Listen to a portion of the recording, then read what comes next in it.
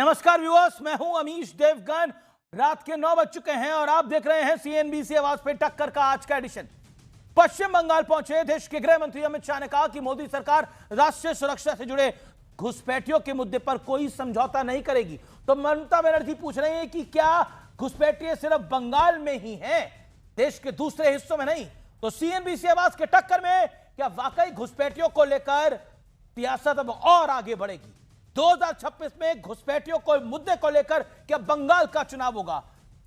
स्वागत है आपका आज की टक्कर में सियासी लड़ाई, घुसपैठियों पर चढ़ाई।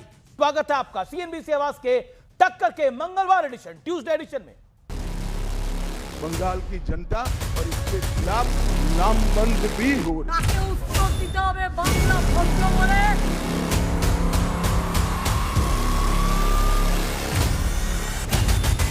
अगला चुनाव घुसपैठियों को निकालने के मुद्दे पर लड़े जाने वाला है। अब ये राष्ट्रीय सुरक्षा का मामला है, तो बंगाल की बॉर्डर सील कर दे, ऐसी देशभक्त सरकार यहां लानी पड़ेगी। गृह मंत्री अमित शाह ने असम के बाद बंगाल में जैसे ही घुसपैठियों को देश के बाहर खदेड़ने की हुंकार भरी, ममता बनर्जी गुस्से में आपा खो बैठी। बीजेपी तो कह रही है कि ममता बनर्जी धमकी देने पर उतर आई हैं। पहले सुनिए ममता बनर्जी का ये बयान। তাকে উত্তর দিতে হবে বাংলা ভদ্র বলে আজকে আপনি তালকুটিরে লুকিয়ে আছেন। মনে রাখবেন, আমাদের যদি ইচ্ছে থাকতো, আমরা যদি অসৌজন্যতা করতাম, আপনাকে এক পা বেরোতে দিতাম না। To save India from a big demographic challenge, we want to win Bengal and we will win it done. लेकिन ये मुद्दा ऐसा है जिस पर तमाम विपक्षी दलों के सुरताल एक जैसे हैं। क्या कांग्रेस, क्या अखिलेश, क्या तेजस्वी और क्या ओवैसी, हर कोई एसआईआर के खिलाफ ताल ठोक रहा है। हालांकि संसद में जब ये मुद्दा आया तो विपक्ष चारों खाने चित हो गया। कांग्रेस को तो वॉकआउट तक करना पड़ा। लेकिन ममता बनर्जी बंगाल चुनाव के पहले एक और समीकरण साधने में जुटी हैं। वो जल्द ही सिलीगुड़ी में महाकाल मंदिर की नींव रखेंगी। कोलकाता के पास दीघा में जगन्नाथ मंदिर का काम भी चल रहा है। कल ही ममता बनर्जी ने दुर्गा आंगन की भी नींव रखी। तो क्या ममता बनर्जी बीजेपी के हिंदुत्व वाले पिच पर भी खेलने की कोशिश कर रही हैं? पिछले 14 साल ममता बनर्जी ने सिर्फ और सिर्फ दूधेल गाय वोट बैंक अल्पसंख्यकों के लिए उन्होंने जो कुछ प्रयत्न किया, प्रकल्प किया, अब आपको लग रहा है कि हिंदुओं का वोट भी आपके लिए जरूरी है। 14 साल बाद आपको याद आया। एक बड़ा आंकड़ा यह भी है कि 2016 विधानसभा चुनाव में केवल 3 सीट जीतने वाली बीजेपी हिंदुत्व के मुद्दे पर 2021 में 77 सीटें जीत गई।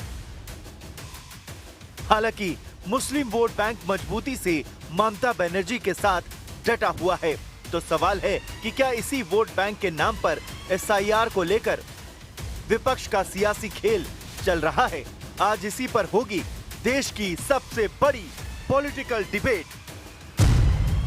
विपक्ष की प्रयोगशाला, देश धर्मशाला। और अब वक्त है सुप्रसिद्ध विश्लेषण का। ये नजर डाल लेते हैं समीकरण, तुष्टीकरण और घुसपैठियों का विश्लेषण। बंगाल में मुस्लिम वोट 27%, टीएमसी को मुस्लिम वोट 2016 में पड़ा 51% और 2021 में जब बीजेपी पूरे दमखम के साथ लड़ी और कांग्रेस बैठ गई बुरी तरह से, लेफ्ट बैठ गया, तो एक मुश्त 75% पड़ा और यह निर्णायक वोट था ममता बनर्जी को चुनाव जितवाने के लिए। बंगाल की करीब 100 सीटों पर मुसलमान वोट निर्णायक है। इसलिए कहा जाता है कि बंगाल की गिनती ममता बनर्जी 90 सीटों के साथ करती है और वही ममता बनर्जी का सबसे बड़ा एज होता है और इसीलिए बीजेपी बंगाल में पीछे रह जाती है। आइए मैं बढ़ता हूं आगे। विपक्ष का गेम प्लान क्या है? बिहार से यूपी और बंगाल तक और असम तक सबने एसआईआर को मुस्लिमों के खिलाफ बताया है। बिहार और यूपी में मुस्लिम प्लस यादव वाला समीकरण जग जाहिर है। बीजेपी ने इसे विपक्ष का मुस्लिम तुष्टीकरण बताती है। असम में भी बीजेपी कहती है कांग्रेस यही तुष्टीकरण का खेल खेल रही है। बंगाल में बीजेपी का बढ़ता ग्राफ, 2014 लोकसभा चुनाव 17% वोट और 2 सीट, 2016 विधानसभा चुनाव 10% वोट और 3 सीट, 2019 का लोकसभा चुनाव यह निर्णायक चुनाव था, 41% वोट और 18 सीट, 2021 का विधानसभा चुनाव 38% वोट और 77 सीटें, 77 सीट्स, यानी 2014 टू 2021 बीजेपी के वोट शेयर में कितना इजाफा आ गया ये मुझे बताने की आपको आवश्यकता नहीं है। आइए मैं बढ़ता हूं अब आगे। टीएमसी का खेला क्या है? वोट बैंक को लुभाने के लिए एसआईआर का भारी विरोध। वोट बैंक छिटकता है तो सियासी गणित बिगड़ने का डर है। वोट बैंक के साथ यानी मुस्लिम तुष्टीकरण के साथ साथ ममता ने इस बार सॉफ्ट हिंदुत्व का दांव भी आजमाया है, जो कांग्रेस को पसंद नहीं आ रहा है। बड़ा सवाल क्या है? घुसपैठियों को चिन्हित करना राष्ट्र हित में अब जरूरी है, और क्या देश के गृह मंत्री ने एक नई लकीर खींचने का प्रयास किया है? मेरे साथ शहजाद पूनावाला है भारतीय जनता पार्टी की ओर से, मेरे साथ सुरेंद्र राजपूत जी हैं कांग्रेस पार्टी के प्रवक्ता नेता, उनका अभिनंदन है। सुनील यादव हैं वरिष्ठ नेता है समाजवादी पार्टी के प्रवक्ता है, उनका अभिनंदन है। मेरे साथ अतिकुर रहमान जुड़ रहे हैं, जाने माने मुस्लिम चिंतक है, उनका अभिनंदन है। फैज खान साहब हैं मुस्लिम राष्ट्रीय मंच के, उनका भी अभिनंदन है। आप तमाम लोगों का स्वागत है। मैं सुरेंद्र राजपूत आज की चर्चा की शुरुआत आपसे करता हूं। सीधे तौर पर गृह मंत्री अमित शाह 2025 के अंत में असम भी गए और बंगाल भी गए और क्लियरली बोला घुसपैठियों को बचाने की विपक्ष की चाल को हम पूरा नहीं होने देंगे, और असम में तो बाकायदा उन्होंने बड़ा हार्ड स्टैंड लिया। क्या कहना चाहते हैं?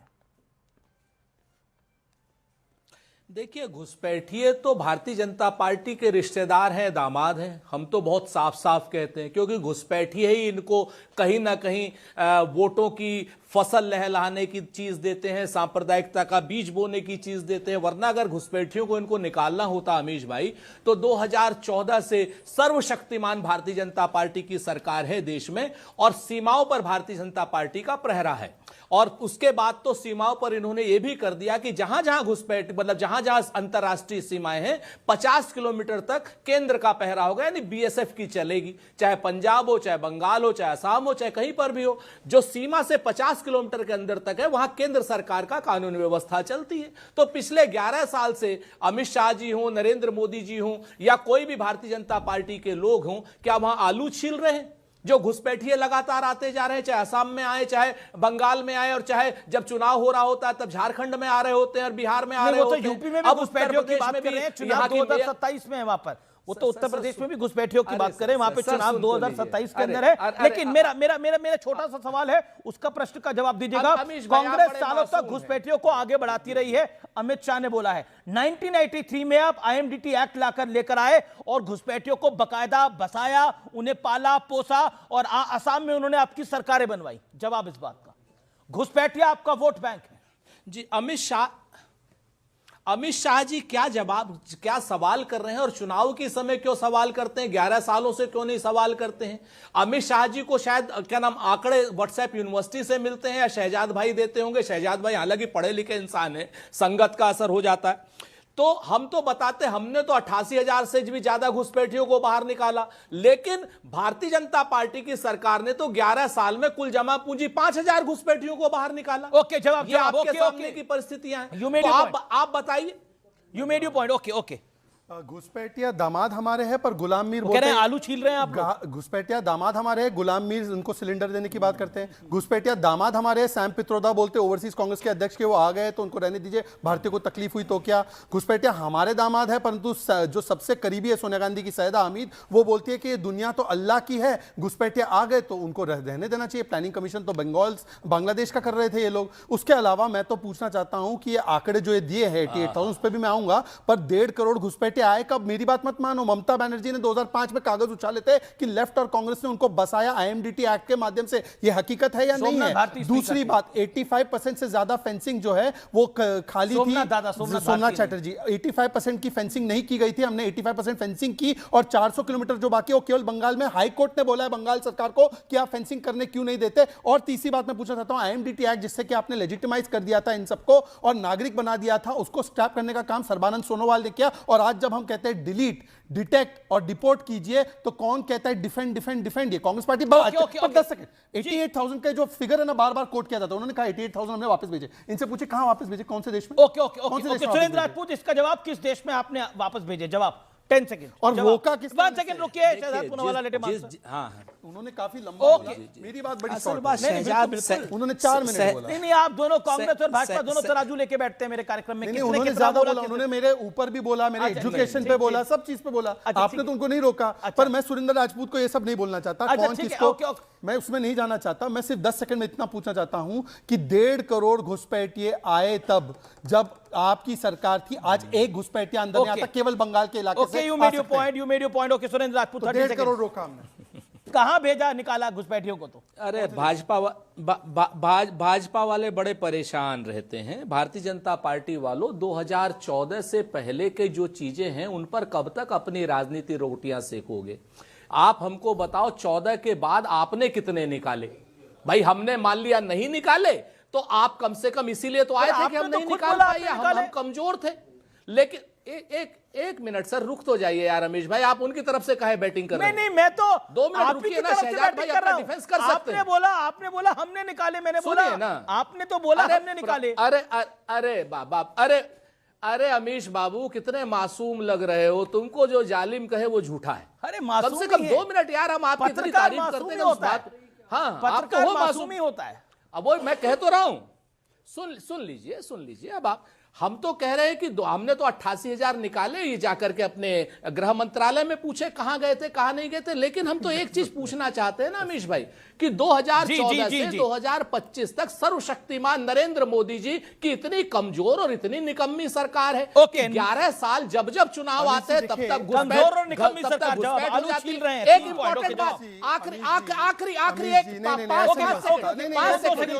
दोनों सवालों ना, बिल्कुल कोई लीवरेज नहीं किसी को दे रहा है। अब अमीश जी मैं आपका जवाब देता हूं। अच्छा ठीक है, बोलिए। अमीश जी, मैं आपको आगे मौका देता हूं सुरेंद्र राजपूत, आपको आगे मौका दे रहा हूं। ओके, मैं आपको और किसी शो में एंकर को बहकाकर चल सकता है, अमीश देवगन को बहकाया नहीं जा सकता, यह बात मैं मानता हूं। अमीश जी, 1.5 करोड़ लोग अंदर आए यूपीए के जमाने में, उनको नागरिक बनाया गया, आईएमडीटी से लेजिटिमाइज किया गया। और मेरी बात छोड़िए, एक बयान अब सुनाता हूं, कितने वोटर केवल बंगाल में बनाए गए, सुनिए। ऐसा खबर है 35 से 40 लाखों फर्जी वोटर।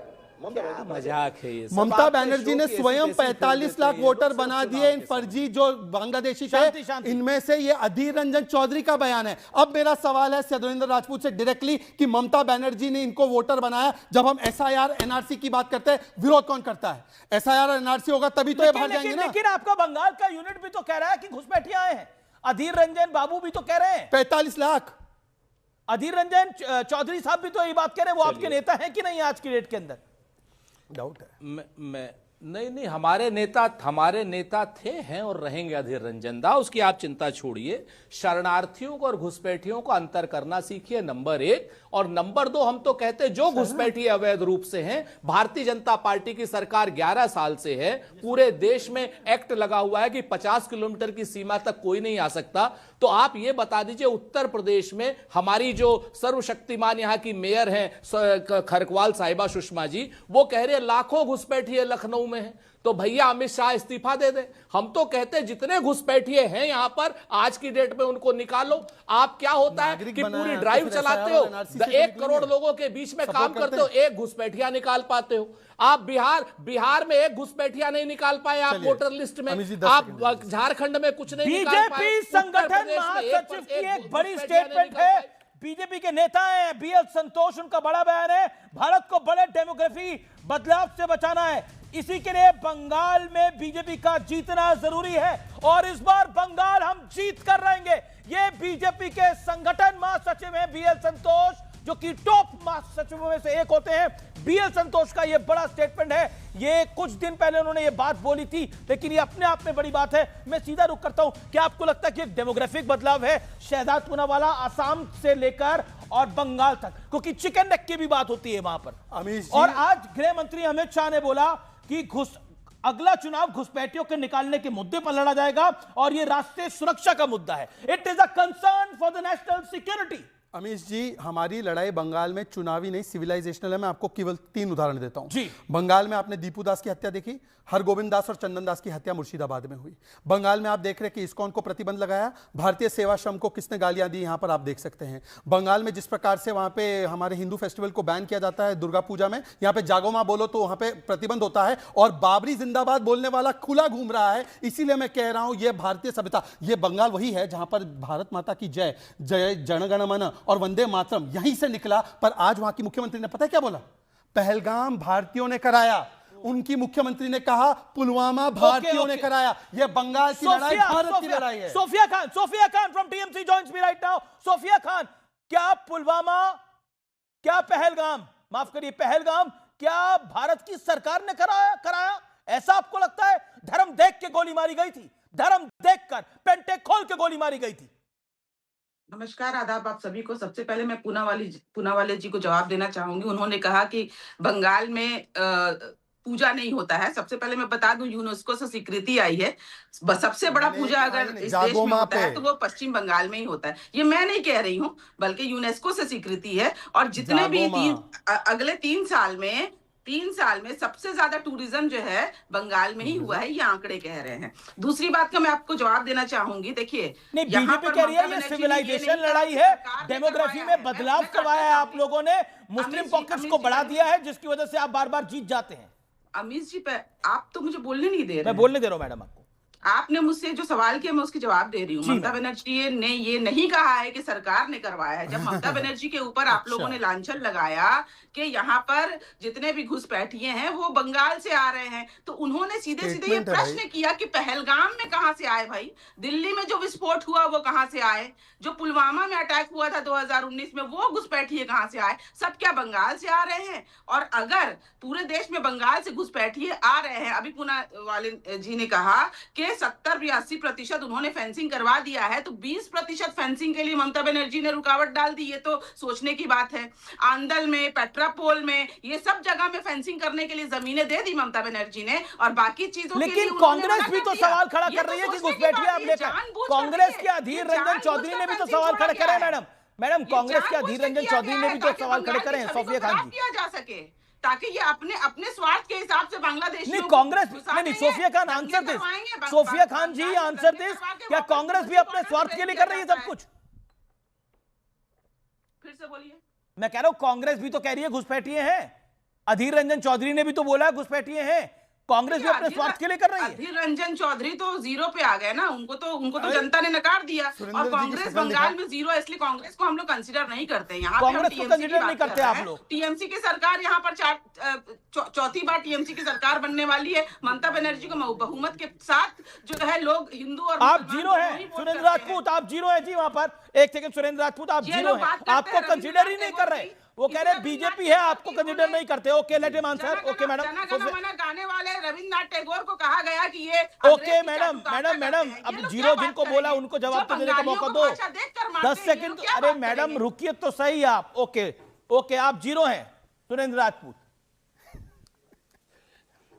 अरे अमीश भाई आप बहुत बढ़िया आदमी, मुर्गा बहुत अच्छा लड़ाते हो आप। बुलबुल भी लड़ाते अच्छी हो, मुर्गा भी लड़ाते रहो। आज की विधानसभा में तो हम 0 बोल रहा हूं, लेकिन सुनिए। अरे सुनिए ना, बिल्कुल उनको नहीं मुर्गा बोला ना। किसको बोला? सुन अरे लेकिन उन्होंने बोला कि कांग्रेस को कंसीडर नहीं करते। 2 चीजें बड़ी साफ है। हाँ न करें, ऐसा है टीएमसी अगर नहीं कंसीडर करती है तो ये उनका विशेषाधिकार है। लोकतंत्र में कौन किसको कंसीडर करता है, भारतीय जनता पार्टी भी कहती है हम कांग्रेस मुक्त भारत चाहते हैं, तो ये तो दोनों ही क्या नाम अगर ऐसी बात करते हैं तो करने दीजिए, हमें नहीं। हम तो जनता के बीच में जाएंगे, हम नल के साथ, नील के साथ, कोल के साथ, भील के साथ, पिछड़े के साथ, अगड़े के साथ, महिला के साथ, पुरुष के साथ हम काम करेंगे। विधानसभा में आज हमारी उपस्थिति शून्य है। कल की डेट में आप पिछली बार फुरफुरा शरीफ के साथ गए थे, फुरफुरा शरीफ के गद्दी नशीन के साथ गए थे। अगर गए थे तो आपके पेट में क्या क्यों दर्द हो रहा है भाई? नहीं मेरे पेट में क्यों दर्द होगा, मैं बता रहा हूं। आपने क्या परेशानी के साथ, पिछड़े के साथ, आप हमको बताओ क्या फुरफुरा शरीफ क्या नहीं क्या शहजाद पूनावाला ये कहना चाहते हैं क्या शहजाद पूनावाला रमेश देवगन ये कहना चाहते हैं बाबरी मस्जिद पर भी टप्पा नहीं क्या शहजाद कुछ कह रही हैं आप? एक ऑडियो डाउन क्या बोलिए सोफिया खान जी, बोलिए सोफिया खान जी, मैडम बोलिए। व्यंग के साथ हंस रहे हैं पूनावाले जी, मैं उनको जवाब देना चाहूंगी। बाबरी मस्जिद को लेके ये जो विवाद कह रहे हैं ना, मस्जिद तो नहीं, बाबरी ढांचा है, मस्जिद हुमायूं कबीर बना रहे हैं। मस्जिद नहीं है वो, ढांचा है। जो टीएमसी के ढांचा नेता बोलो, थे, ढांचा। जो टीएमसी के नेता थे, ममता बनर्जी को यहाँ पर हिंदू मुसलमान मस्जिद मंदिर की राजनीति नहीं चाहिए। मैं बहुत आहत हूँ, एक सेकंड, मैं आहत हूँ एक चीज पे अमीश जी, मेरी व्यक्तिगत आहत है। अपनी बात को रखा, अपनी बात को रखा। Amish ji, you have seen the world, आपने पूरी दुनिया देखी है। हिटलर के नाम पर चर्च बन सकती है? हिटलर के नाम पर जर्मनी में चर्च नहीं बन सकती। डायर के नाम पर चर्च बन सकती है? नहीं बन सकती। तो मस्जिद कैसे बाबर के नाम पर बनेगी? वो बाबर जो हिंदुओं को मारता है उसके नाम पर मस्जिद बन गई, मस्जिद बोलती है उसको। ये इनकी मानसिकता है। बाबरी ढांचा था और वो ढांचे का वही हाल हुआ जो और ढांचे का होगा अगर बंगाल में बनेगा तो। उस हुमायूं कबीर से पूछो, हुमायूं कबीर को गिरफ्तार करो, हुमायूं कबीर को रुपया दिए, चैलेंज है, चैलेंज है, गिरफ्तार करो। हुमायूं कबीर को रुपया कौन दे रहा है? नहीं एक सेकंड, नहीं दिस ये एक तरह की ये एक सेकंड, आपको ये आप कह रहे हैं हुमायूं कबीर को रुपया कौन दे रहा है? सुरेंद्र राजपूत। हुमायूं कबीर को कलकत्ता का बच्चा जानता है। हुमायूं कबीर को जो रुपया है भारतीय जनता पार्टी वाले दे रहे हैं, ऐसा आरोप लगता है। और शुभेंदु अधिकारी के संपर्क में है हुमायूं कबीर। ये देखिए, ये बिल्कुल, लेकिन वो तो आपकी पार्टी में भी रहा है। वो तो उसका बैकग्राउंड टीएमसी और कांग्रेस वाला है। एक सेकंड, इसका जवाब देना चाहता हूँ प्लीज, मैं रिक्वेस्ट बताया ना, बिकाऊ है। ओके, बिकाऊ है। जनता पार्टी के मेरी बारी है। हुमायूं बिका हुआ है, बाबर के नाम पर मस्जिद बनाने वाला बिका हुआ है। ओके, कौन बिका हुआ है? उन्होंने बोला कि हमने हुमायूं को बाबरी बनाने के लिए हमने पैसे दिए हैं, तो पश्चिम बंगाल की सरकार को क्या रोक रहा है कि हुमायूं को भाई देखिए, जागो मां बोलते हैं तो वो महिला को प्रताड़ित किया जाता है, पर ये बाबरी बोल रहे हैं, इसको अरेस्ट नहीं किया। और मैं नहीं कह रहा, Adhir Ranjan da, why is Mamata silent on Humayun? और दूसरी बात मैं आपको बता दूं, हुमायूं का जन्म कहां हुआ? 2011 में पहला टिकट कांग्रेस ने दिया, जीता, और 2 बार मंत्री किसने बनाया? टीएमसी ने। 2021 तक मंत्री था। बताइए, कांग्रेस से तो कई नेता निकल के भारतीय जनता पार्टी में भी आ गए। मैं कांग्रेस की बात यहां पर नहीं है, बात है मुद्दे की। मैं फिर मुद्दे के ऊपर आता हूं। ओके, तो शहजाद पूनावाला भी निकला है, ठीक है। अरे हेडगेवार जी भी कांग्रेस से ही थे, और आरएसएस पैदा हेडगेवार जी के मेहनत से हुआ, तो आरएसएस के संस्थापक भी कांग्रेस से ही थे दोस्त। प्रसाद मुखर्जी भी कांग्रेस से थे, जैसे हुमायूं कबीर, पंडित दीनदयाल उपाध्याय भी कांग्रेस से थे, लेकिन कांग्रेस में थे सब लोग, इसमें कोई डाउट नहीं है। जिसमें पार्टी एक होती थी कांग्रेस। ओके। बात यह है कि 28 दिसंबर 1885 को मुंबई के गोकुलदास तेजपाल संस्कृत महाविद्यालय में 72 सदस्यों की उपस्थिति में डब्ल्यू.सी. बनर्जी की अध्यक्षता में और एलन ऑक्टेवियम ह्यूम के मार्गदर्शन में कांग्रेस की स्थापना हुई थी। और उस समय काफी सारे लोग ये सोचते थे कि ये देश हित में है। बाद में पता चला कि एक सेफ्टी वॉल वाली कांग्रेस है, अंग्रेजी शासन को बनाए रखने के लिए। तब से लेकर आज तक विदेशियों के प्रभाव में कांग्रेस है, और जो समझदार लोग हैं वो लगातार कांग्रेस छोड़ते आ रहे हैं। लेकिन इसी कांग्रेस छोड़ने वालों में से कुछ गड़बड़ लोग भी हैं, जैसे टीएमसी, वो भी निकली कांग्रेस से है, सत्ता के लिए अलग हुई, लेकिन कांग्रेस की परिपाटी को नहीं छोड़ी। यानी डेमोग्राफी चेंज करते जाना और इस देश को काटते जाना। देश के एक बड़े, क्या आपको लगता है फैज खान, डेमोग्राफी चेंज खतरा है भारत के लिए? मैं उसी में आ रहा हूं। असम और बंगाल में बहुत बड़ा खतरा है। पाकिस्तान क्यों बना? डेमोग्राफी चेंज हुई इसलिए बना। बांग्लादेश क्यों बना? डेमोग्राफी चेंज हुई इसलिए बना।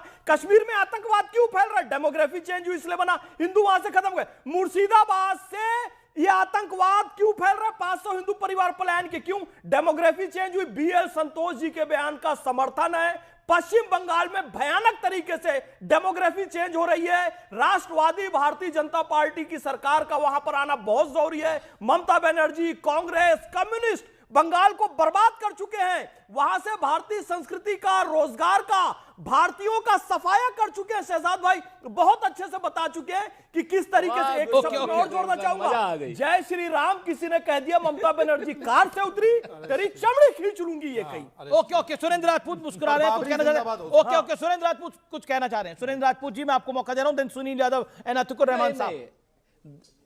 देखिए, मुस्लिम मंच वाले जो कहेंगे, भारतीय जनता पार्टी वाले जितनी चाबी भर के भेजते हैं उतना बोलते हैं, उसमें कौन सी बहुत बड़ी बात है। मुस्लिम मंच वालों को तो थोड़ा कम बोले, कुछ और ज्यादा बोलना चाहिए। आज शायर ये तमाशा देखकर हैरान है, वो गुड़िया कौन है जो सब में चाबी भर भर के भेज रही है।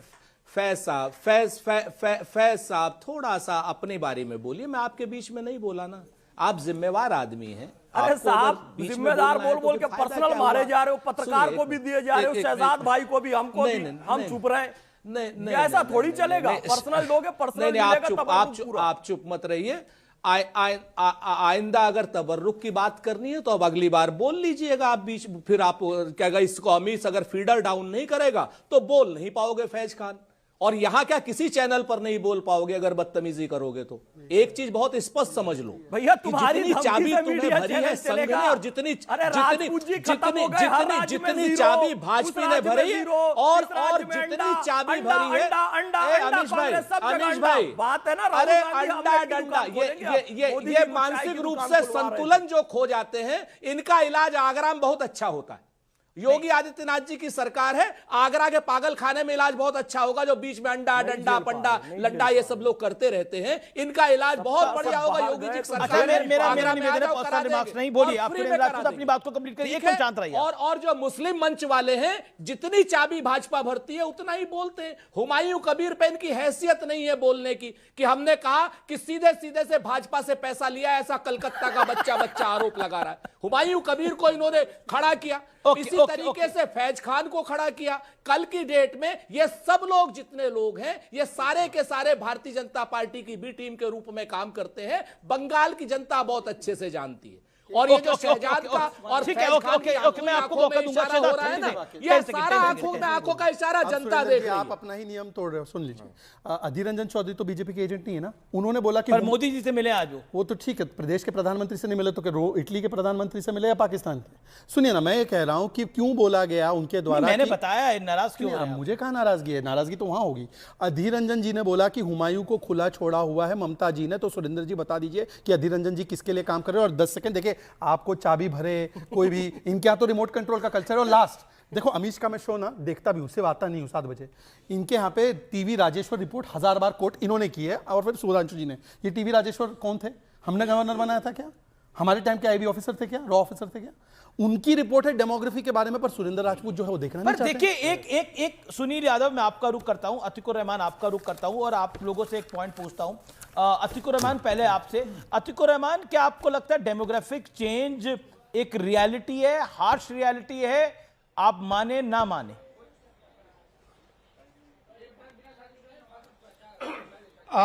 अमित जी, अगर डेमोग्राफी का चेंज होना सीरियस सब्जेक्ट माना जा रहा है, तो आसाम के अंदर एनआरसी किस मद्देनजर हुआ? इसी मद्देनजर हुआ कि जो भी डेमोग्राफिक चेंज है वो सामने आ जाएगा, और घुसपैठिया निकल कर आएंगे, उनको वापस भेजा जाएगा। कितने एनआरसी के अंदर नाम आए, कितने लोगों को अभी तक के डिटेंशन सेंटर में रखा गया है, और कितने लोगों को एनआरसी में नाम आने के बावजूद अब तक के सिटीजनशिप कार्ड नहीं मिला है।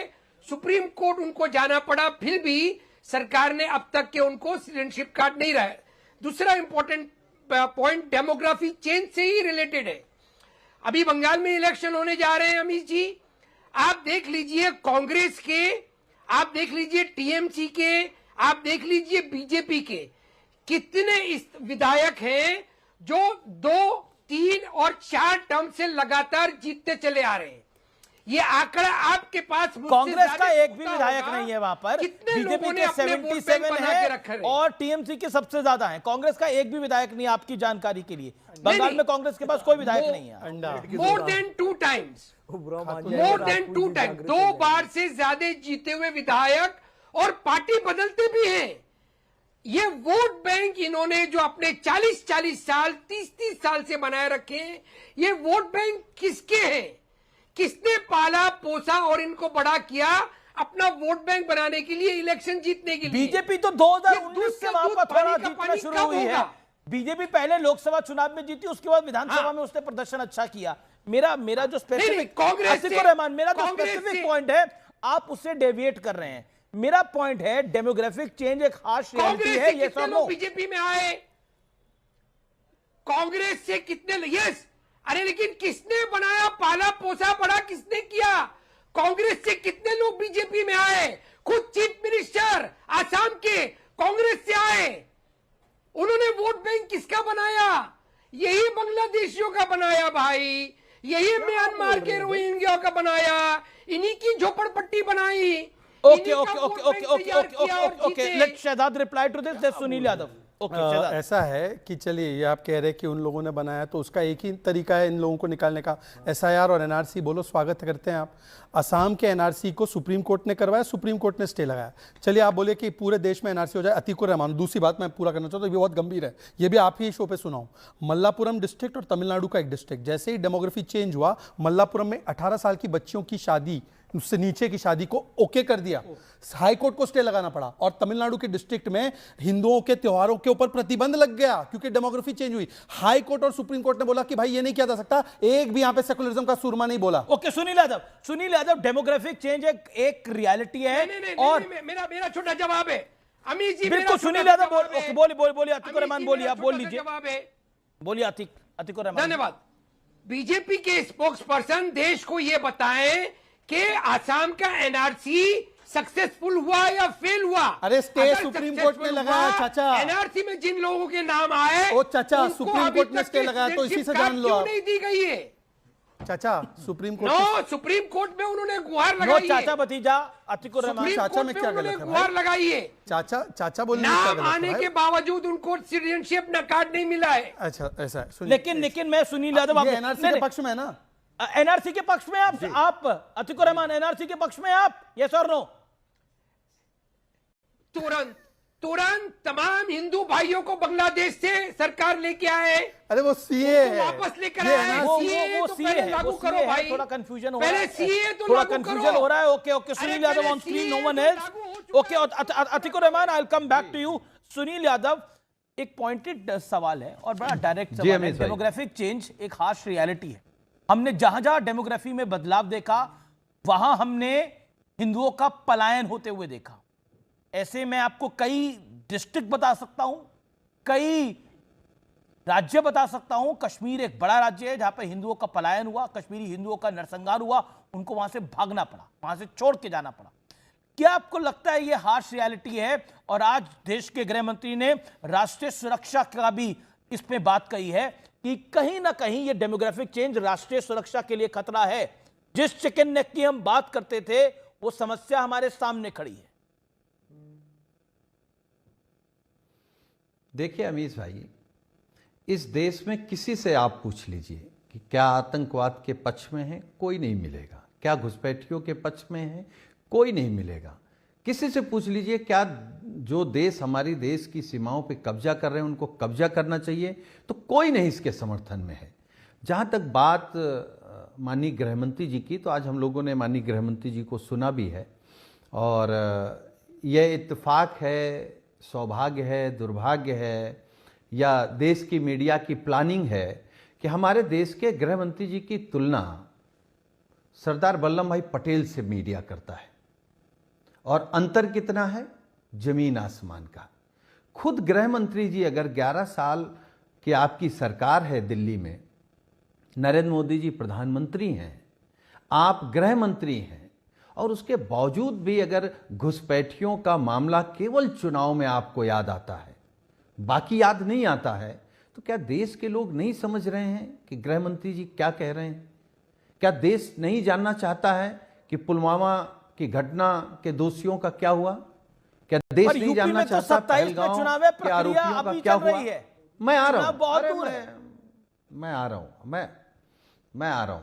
देखिए, जहां तक अगर आप एसआईआर की बात करेंगे, समाजवादी पार्टी तो कब से कह रही है कि आप पूरे देश में जाति जनगणना करा लीजिए। आप जाति जनगणना कराइए, SIR कराइए पूरे देश में एक साथ, और ये तय करिए कि उसी एक वोटर लिस्ट से लोकसभा का चुनाव होगा, विधानसभा का चुनाव होगा, जिला पंचायत का चुनाव होगा, ग्राम प्रधान का चुनाव होगा, नगर पालिका का चुनाव होगा, सभासद का चुनाव होगा। क्यों बदलाव? क्यों ग्राम पंचायत का अलग, क्यों लोकसभा का अलग, क्यों विधानसभा का अलग? क्या वोटर बदल जाते हैं क्या? क्या और कोई वोट देने आता है क्या? यह बीजेपी नहीं कराएगी, क्योंकि बीजेपी को अपनी नाकामी छिपाने के लिए कोई न कोई बयान देना है, वो बयान मीडिया में चलाना है, उस पर बहस करनी है। क्या गृह मंत्री जी देश की सीमाओं पे बहस कर सकते हैं या करना चाहते हैं? Okay, late फैज़खान reply. मैं आगे तो अपनी बात रख लूं। आपने 2.5-3 मिनट तो रखी, 3 मिनट हो गए आपको बोलते बोलते। एक मिनट 40 सेकंड फैज़खान बोलने, फिर आप बोलिए। एक तो इनका स्टेटमेंट नोट करके रख लीजिए कि यदि एकहरा चुनाव करवाना चाहते हैं कि पंचायत से लेकर आम चुनाव, लोकसभा चुनाव तक एक साथ एक दिन, तो इनका स्टेटमेंट नोट कर रख लीजिए। यदि ये हुआ तो फिर रोना नहीं रोना कि एक साथ पूरी ईवीएम हैक कर ली। फिर कहता हूं, देश की सरकार, प्रधानमंत्री नरेंद्र मोदी जी, भारतीय जनता पार्टी देश के लोगों के दिलों को चुराती है, ईवीएम को नहीं चुराती है। पहली बात ये। और फिर से कितने पकड़े गए, कितने डिटेंशन सेंटर में डाले गए, कितने डिपोर्ट किए गए, यह प्रश्न बार बार आ रहा है।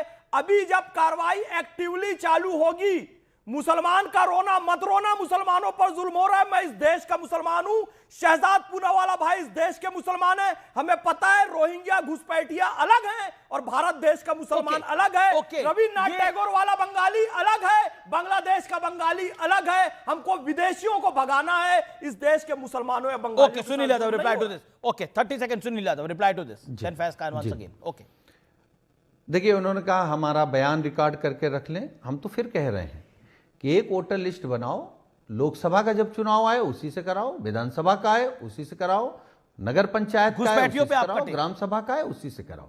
देख घुसपैठिए, मैं तो पहले मैंने शुरुआत ही यही की कि इस देश में किसी से आप पूछ लीजिए, मत पॉलिटिकल पार्टियां पूछिए, तो मत ज्ञानी पुरुषों से पूछिए, जिससे भी पूछेंगे कोई।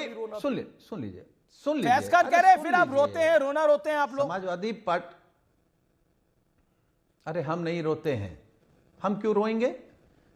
लेकिन हम रोते तब हैं, सवाल जब खड़ा करते हैं, जब करते नाम हमारा आता है, गोहत्या वो करते नाम हमारा होता है, आपका एमवाई का खेल है ना, नाम हमारा आता है। आपका एमवाई का खेल है ना, इसीलिए परेशान हो जाते हैं आप। ये बीजेपी का ये आपने पॉइंट की बात। अच्छा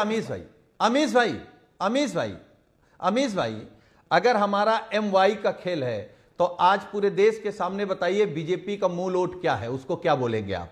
140 करोड़ हिंदुस्तानी है, और क्या है? सबका साथ, सबका विकास, सबका विश्वास, रखे अभी 140 करोड़ पूरा अभी भारत, मोदी हारते बच्चे का हम भारत के हम लोग, अमीश भाई से पूछ रहे हैं। को एक संपूर्ण प्रभुत्व, अरे आपसे नहीं पूछ समाजवादी, रहे भाई, निरपेक्ष लोकतंत्र, हम आपका जवाब देने नहीं आए। संविधान को अधिनियमित, अंगीकृत और आत्मार्पित करते हैं। हम अमीश भाई से पूछ रहे हैं, मुझसे पूछ रहे हैं। एक सेकंड शांत हो जाइए, बार-बार बोल रहे हैं, शांत हो जाइए। आपने बोला नहीं, मैं कोट कर रहा हूं स्वर्गीय मुलायम सिंह यादव को बिठा देते हैं, वही कहते थे माई माई माई, उनका माए यही था, मुस्लिम प्लस यादव। मैं लालू यादव जी को कोट कर रहा हूं, माए बिहार का माए लालू यादव के पास और यूपी का माए स्वर्गीय मुलायम सिंह यादव जी, यही था।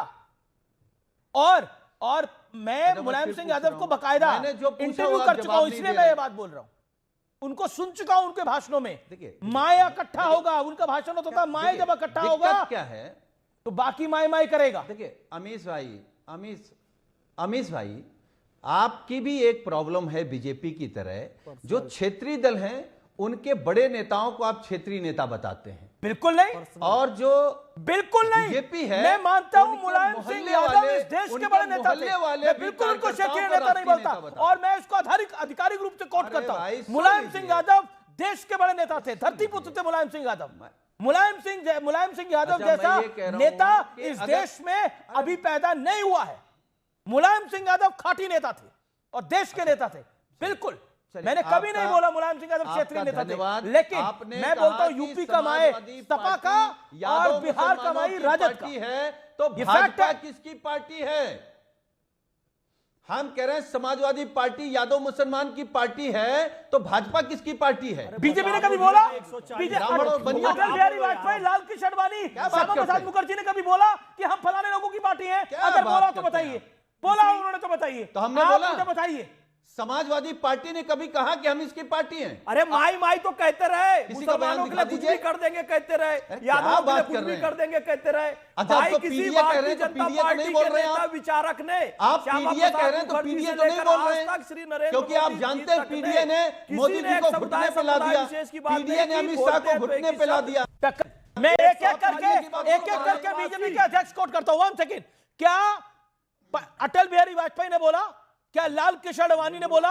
क्या डॉक्टर मुरली मनोहर जोशी ने बोला? क्या कुशाभाऊ ठाकरे ने बोला? क्या जनक कृष्णमूर्ति ने बोला? क्या वेंकैया नायडू ने बोला? क्या नितिन गडकरी ने बोला? क्या राजनाथ सिंह ने बोला अपने दोनों कार्यकाल के अंदर? अब मैं आगे बढ़ता हूं। क्या गृह मंत्री अमित शाह ने बोला? क्या जगत प्रकाश नड्डा ने बोला, जो आज बीजेपी के दोबारा कार्यकारी अध्यक्ष बने हैं? नितिन नवीन ने बोला? आप मुझे एक नाम तो बताइए भारतीय जनता पार्टी के फलाने बड़े नेता ने यह बात बोला हो। चलिए मैं दूसरी पंक्ति के नेता कोट करता हूं, रुकिए 1 सेकंड।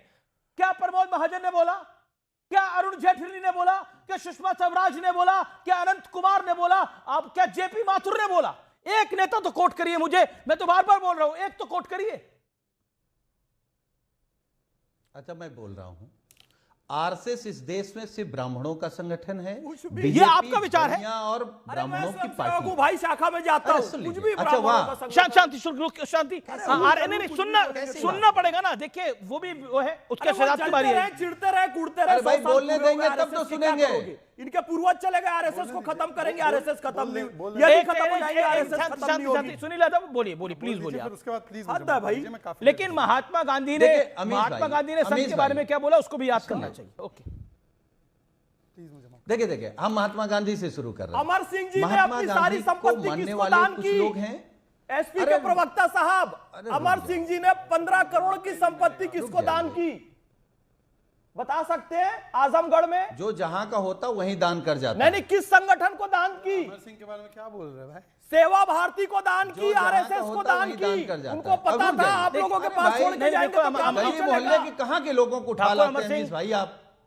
अमर सिंह कहां के लोगों को उठा के लेके आते? अरे आपकी पार्टी के बड़े नेता है भैया अमर सिंह। अपनी 15 करोड़ की पैतृक संपत्ति सेवा भारती को दान करके गए। एक सेकंड। अमर सिंह अब इस दुनिया में नहीं है और ठाकुर अमर सिंह समाजवादी पार्टी के बड़े नेता रहे हैं। नहीं, बिल्कुल पता है, बिल्कुल। सुनील यादव जानते हैं अमर सिंह को, ऐसी बात नहीं है। वो भी बड़े नेता, वो भी अपनी पार्टी के बड़े नेता है। ओके, बिल्कुल आप रुके हुए और आपका इत्मीनान को मैं सब्र का फल मीठा होगा। आपके लिए पूछ रहा था मैं, सुन लीजिए। आप क्यों सुरेंद्र राजपूत के लिए सब्र का फल मीठा होगा? ओके, बोलिए सुनील यादव। सवाल ये, देखिए आपने गांधी जी की बात कही, मैं फिर कह रहा हूं, इस देश में कुछ राष्ट्रवादी ऐसे भी हैं, अपने आप को तथाकथित राष्ट्रवादी कहने वाले, जो गांधी को नहीं गोडसे को मानते हैं। कुछ हिंदू भी अपने को ऐसे हैं जो गांधी वाले हिंदू नहीं, गोडसे वाले हिंदू हैं। तो अगर एक पीढ़ी नहीं, हमारी 10 पीढ़ियां लग गई, तब भी हम गोडसे के विचारधारा का विरोध करते रहेंगे। गांधी के हत्यारे और देश के पहले आतंकी का हम विरोध करते रहेंगे। गांधी के हिंदू जो चिल्लाना वो चिल्ला वर्सेस गोडसे के Hindu. Okay, you made your point. Okay, इससे पहले जो चर्चा हो रही थी एमवाई माई फैक्टर की, कांग्रेस ने ओपनली बोला खाम गुजरात में, अहिंदा आज बोलते हैं कर्नाटका में, अजगर नाम का कोalition बनाया, ये उन्होंने बोला है पूरे देश भर में। और एमवाई फैक्टर की माय हमारा बाप है, हम तो कहते हैं माय बाप हमारा जनता है।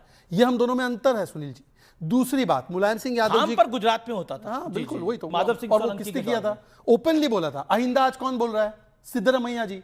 तो ये देश को, हिंदुओं को बांटना और वोट बैंक को एक कर देना, ये पुरानी स्ट्रैटेजी रही है। एक तोड़ो जाति हिंदू की, अपने साथ रखो प्रमुख जाति को, और मुस्लिम को पूरा अपनी तरफ कर लो। ये तो कॉम्बिनेशन बनाने का काम गुजरात से लेकर कर्नाटका तक कांग्रेस ने किया। दूसरी बात मैं आना चाहता हूं, देखिए अभी उन्होंने कहा कि हमने आतंकवाद का कभी सपोर्ट नहीं किया। देखो सुनील जी एक भले इंसान है। सुनील जी 2012 में कौन आतंकियों को रिलीज कर रहा था? तो हाईकोर्ट ने स्टे डाला। किसने सिमी के कन्विक्शन पे बोला है मासूमों का झुंड है? किसने बोला कि भाई बाटला हाउस में जो हुआ बहुत बुरा हुआ और रोने लगे? अच्छा, तीसरी बात पे आते हैं। अभी उन्होंने बोला गांधी और गोडसे का मंदिर बनाने वाला बाबूलाल चौरसिया कांग्रेस में है, पर गांधी जी के जो प्रमुख विचार थे, कांग्रेस बंद करो ना। गांधी जी के प्रमुख विचार थे गौ सेवा करो, हम तो करते हैं गौ सेवा। आपने पकड़ रखा है, कांग्रेस को बंद करो। अरे कांग्रेस को बंद करो, राहुल गांधी ने पकड़ रखा है। राहुल गांधी जीरो, इसलिए तो सब जगह बंगाल में एक जीरो, विचार, पूरी भाजपा लेकर नॉर्थ ईस्ट में जीरो, कांग्रेस को बंद कराने के लिए वहां टीएमसी घूम रही है, वहां आम आदमी पार्टी घूम रही है, वहां शिवसेना उबाटा घूम रही है कांग्रेस को बंद करने के लिए, लेकिन 75 साल से कांग्रेस बंद नहीं हो रही है आप लोगों से। अभी से आपने बोला फल मीठा होगा, हाँ, फल मीठा। गांधी जी का, सुरेंद्र राजपूत जी को भी मीठा फल चाहिए। 10 सेकंड उनके बाद वही बोले, मैं माफी चाहता हूँ। गांधी जी के आखिरी शब्द थे हे राम, उनकी श्रद्धांजलि जगह पर लगता है हे राम, और राम को काल्पनिक किसने बोला? राम जी को काल्पनिक कौन बोला? राम जी मुसलमान थे, किसने बोला? वो खातून है, खातून जी के मदन मित्रा ने, प्रवक्ता ने बोला कि राम जी मुसलमान थे। सुरेंद्र राजपूत, आप तो ठाकुर, चलो आप तो प्रभु श्री राम के ही वंशज है, बताइए राम जी मुसलमान थे क्या? ओके ओके ओके ओके, कोई इस बात से एग्री नहीं करेगा। ओके कोई इस बात से। सोफिया खान, क्या राम जी मुसलमान थे? ये मदन मित्रा ने बोला, आप सहमत हैं इस बात से? 20 सेकंड में मैडम। मदन मित्रा के अपने विचार थे, मैं उसमें कुछ टिप्पणी नहीं कहना चाहूंगी। उनके पास कोई टीएमसी का Sofia ji, with all due respect, Sofia Khan ji, with all due respect madam, do you think भगवान राम मुसलमान? पुणे वाले को एक वीडियो चलाना चाहूंगी प्लीज। इस्लाम कब आया? हिंदू धर्म कब आया? शुभेंदु अधिकारी ने क्या कहा है मुसलमानों के लिए, सुन लीजिए। ठीक है, मैं उसके बाद बोलूंगा, पर पहले राम जी पे तो बोलो। सुन लीजिए, सुनील यादव से पूछ लो आप। मैं बता देती हूँ, शुभेंदु अधिकारी, सुनील यादव इसको देखिए, मैं कह रहा हूँ ये सब पार्टियों के पाप आप कांग्रेस पर नहीं डाल सकते। ओके, नहीं सब, लेकिन कांग्रेस को मैं मानता हूँ, क्योंकि देखिए नया साल आने वाला है। सुरेंद्र राजपूत, ये जो आपके घटक दल है और जो आपके कुछ नेता हैं, ये आप लोगों को फंसा देते हैं। आप लोग फंसना नहीं चाहते, लेकिन ये आपको फंसा देते हैं। अब बताइए। तो मैं, एक बड़ा पुराना शेर था इकबाल का, कहते हैं ना, इकबाल बड़ा मनमोहक है, मन बातों से मोह लेता है, गुफ्तार का गाजी बन तो गया, किरदार का गाजी बन न सका। ये सब लोग गुफ्तार के गाजी हैं हमीश भाई। हिंदू मुसलमान की कह रहे, सबकी 140 करोड़ की पार्टी है। उत्तर प्रदेश में, मध्य प्रदेश में कितने मुसलमानों को इन्होंने लोकसभा का टिकट दिया, कितने मुसलमानों को इन्होंने विधानसभा का टिकट दिया, देख लीजिए, आपको पता चल जाए किसकी पार्टी है। दूसरी बात मैं आपको हमीश भाई बताऊं, ठाकुर विधायकों की क्या नाम उत्तर प्रदेश में मीटिंग होती है कुटुंब के नाम से, ब्राह्मण विधायकों की मीटिंग होती है वहां पर, यहां पर किसी और सहभोज के नाम से, सारी की सारी। सुनिए सर, अब ये अगर ये जातियों में समाज को नहीं बांट रहे हैं तो कौन बांट रहा है? इनके तो विधायक तक जातियों में समाज को बांट रहे हैं। ठाकुर विधायक अपनी अलग मीटिंग कर रहे हैं, ब्राह्मण अलग कर रहे हैं। पार्टी को डांटना पड़ा, सही कह रहे हैं, पार्टी को डांटना पड़ा भाई इनको। नहीं बिल्कुल कंफ्यूज ना होइए, कंफ्यूजन 26 में दूर करेंगे, 2026 में। तो फिलहाल CNBC आवाज के टक्कर के ट्यूसडे एडिशन में इतना ही। आपको मेरा नमस्कार, गुड नाइट।